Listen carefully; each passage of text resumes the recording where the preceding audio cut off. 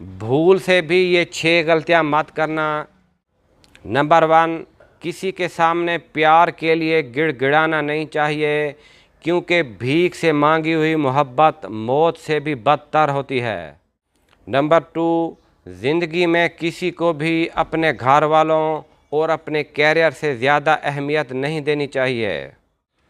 Number 3, उस इंसान से कभी भी अपना रिश्ता नहीं बनाना चाहिए जो किसी और को धोखा देकर आपके पास आया हो।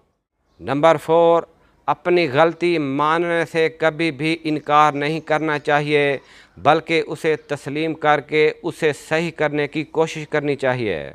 नंबर 5, अपने आप को कभी भी कमतर नहीं समझना चाहिए, ये आपकी खुद एतमादी और हौसला खो देगा।